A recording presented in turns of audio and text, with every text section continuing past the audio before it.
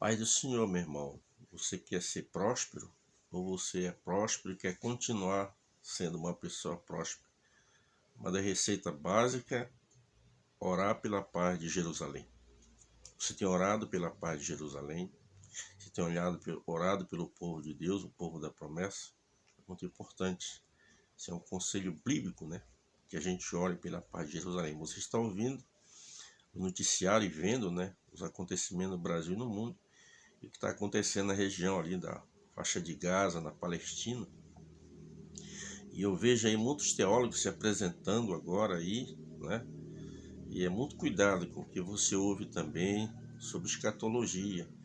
Eu estudo escatologia há 30 anos e sou muito cauteloso quando o assunto é escatologia. Há um pouco mais de um ano atrás, quando começou aquela guerra na Ucrânia, né? Todo mundo já pegava o Putin e colocava ele ali, certo? E aí começou ali a desenrolar, agora já até esqueceram ele. Mas eu vejo muitos teólogos se apresentando. Eu não vou mencionar o nome por questão de ética, né? Mas eu e você, o conselho de Deus é vigiai, pois não sabeis o dia nem a hora em que o Filho do Homem há de vir. E ele virá. Você está preparado para isso? Eu quero trazer uma mensagem aqui, nesse momento, e nessa mensagem vamos discorrer sobre as 4 grandes perguntas que o homem tem feito durante toda a história da humanidade, né? Essas 4 grandes perguntas. Quem criou essas 4 perguntas foi o francês Auguste Rodin, além de um filósofo, né? Ele também trabalha com escultura e nas suas obras prima que ele fez, ele lança aqui essas 4 perguntas. A primeira pergunta é: quem sou eu? A segunda pergunta: de onde vim? A terceira pergunta: por que estou aqui? E a quarta pergunta: para onde eu vou? Você já fez essas 4 perguntas para você? Quem é você? De onde você veio? Por que você está aqui? E para onde você vai? Reflita nessas 4 grandes perguntas. Um determinado filósofo e teólogo alemão chamado Schleiermacher, quase assim, né? Um nome meio estranho, acho que dá até um nó na língua. Uma certa feita, conta-se que ele havia perdido o sono à noite. E ele foi então para o jardim, estava ali, olhando o céu estrelado, as luas, as estrelas, e de repente um guarda noturno chegou com ele e abordou e disse: quem é o senhor? E ele retrucou: boa pergunta, eu também gostaria de saber quem eu sou. Você tem parado para fazer essa pergunta para você? Nós vamos ver aqui na Bíblia, no livro de Jó, no capítulo número 7, no versículo 17 ao versículo 18, foi o primeiro na Bíblia Sagrada que fez esta pergunta. Depois nós temos também o nosso irmão Davi, que nós vamos ler lá no Salmo número 8, versículo 4. Mas diz assim, Jó 7, 17 e 18. Que o homem, para que tanto estime e ponha sobre ele o teu coração, e a cada manhã o visite, e em cada momento o proves. Isso aqui foi o nosso irmão Jó, que fez essa pergunta a Deus. Então vamos ver também que o nosso salmista Davi, aqui no Salmo número 8, versículo 4, também ele faz essa pergunta a Deus, por volta do ano 1050 a.C., por aí. Que é o homem mortal para que te lembres dele, e o filho do homem para que o visite? Quando nós olhamos para estas 4 perguntas, nós temos algo sobre a filosofia que descreve sobre essas 4 grandes perguntas. Nós temos pessoas importantes da filosofia mundial, né, que eles falam sobre isso. Nós tivemos um filósofo chamado Nietzsche, e ele diz que o homem é mais macaco do que qualquer macaco. Isso na filosofia, né? O grande filósofo grego Aristóteles disse que o homem é um animal sociável.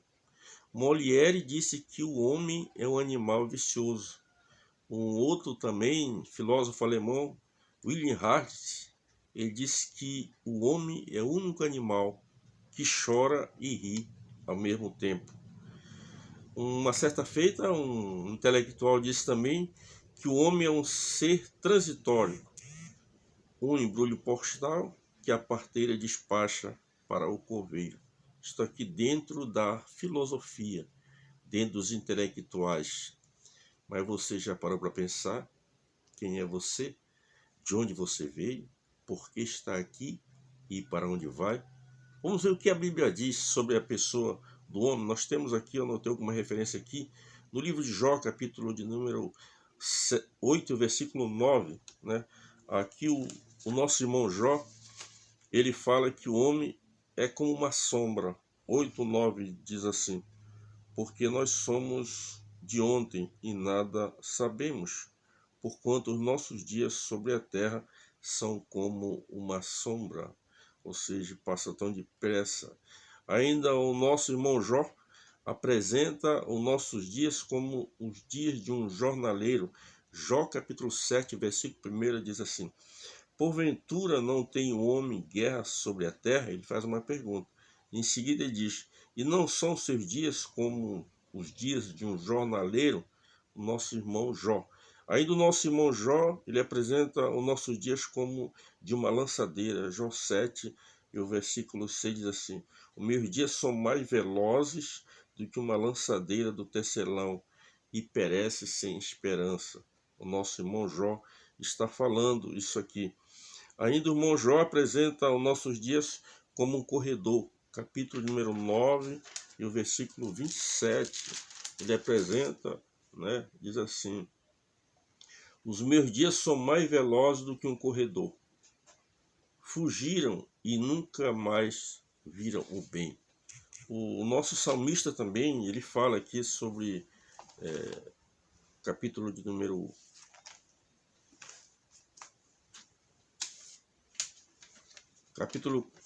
40, capítulo número 39, ele apresenta os nossos dias como um palmo, de tão rápido que é.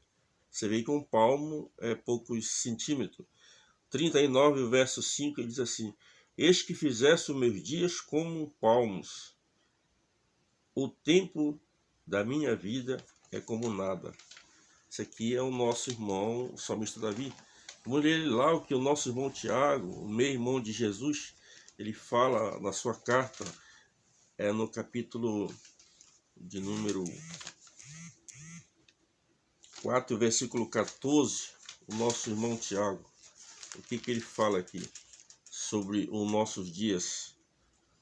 Digo-vos, pois, que não sabeis o que acontecerá amanhã, porque o que é a vossa vida?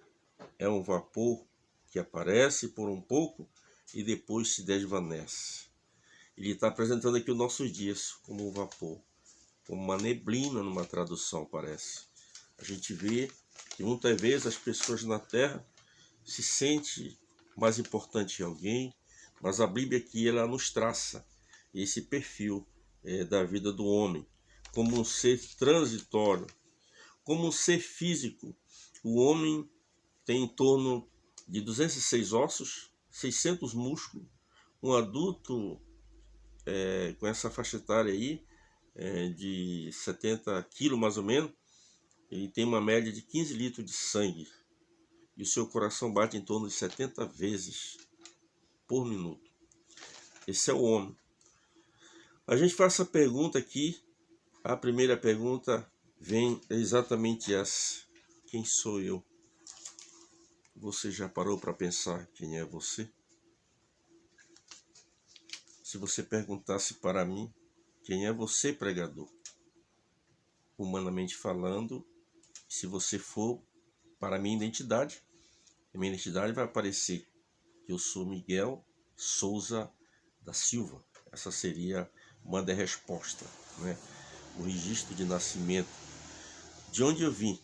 Eu diria que eu vim do ventre da minha mãe, Joaquina Serafina Souza da Silva.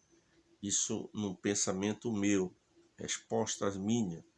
A terceira pergunta: por que estou aqui? Há 3 razões por que eu estou aqui. Em primeiro lugar, para adorar a Deus na beleza da sua santidade. O segundo lugar, por que eu estou aqui? Me preparando para o arrebatamento da igreja.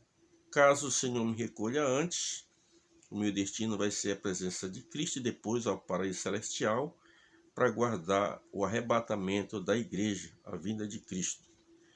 E a terceira razão, no meu pensar, porque eu estou aqui, para dizer para você, meu amigo, que Jesus te ama, tem um plano de salvação na tua vida. Este é o terceiro grande objetivo. Pregar o Evangelho de Jesus Cristo às pessoas que ainda não conhecem. E através da mensagem de pregação, eu povoar o céu. E convido você também a fazer isto. A quarta pergunta, para onde eu vou, né? Essa é uma pergunta muito interessante. Para onde eu vou? Ou para o Paraíso Celestial, ou para o céu, para participarmos ali da grande boda do Cordeiro. Aí o salmista, ele faz essa pergunta: quem é o homem para que dele se lembre, e o filho do homem para que o estime? A gente olha o homem, ele veio do pó da terra. Quando Deus pegou ali o pó e fez o homem, o pó da terra, você imagina um boneco inércio ali, sem vidas, mas Deus soprou na narina do homem e fez do homem alma vivente. E agora o homem se tornou que é a imagem e a semelhança de Deus. Então o homem veio do pó e ao pó vai retornar. Depois da queda do homem, Deus então disse a Adão que ele tinha vindo do pó e que ao pó retornaria. Então, olhando assim, o homem veio do pó da terra, uma obra-prima construída pela própria mão de Deus, o ser supremo. A gente vai olhar para um ser humano e você vê, são muitas veias, o sangue circulando ali, o rim funcionando normal, o coração, as batidas, tudo dentro de um projeto de Deus. Uma das coisas mais lindas. Você imagina a cena, o próprio Deus fazendo o homem conforme a sua imagem e semelhança. Que privilégio eu e você temos. A nossa origem está em Deus. O próprio Deus foi quem nos criou.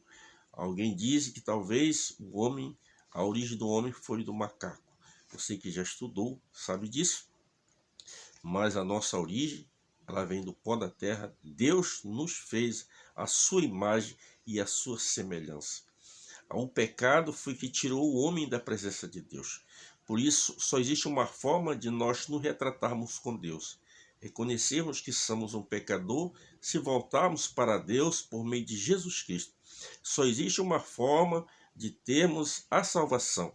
É por meio de Jesus Cristo. Não é a religião, não é a filosofia, mas é o próprio Cristo. Ele disse em São João 14, verso 6, eu sou o caminho, a verdade e a vida, e ninguém vem ao Pai a não ser por mim. Ninguém chega a Deus a não ser por meio de Jesus Cristo.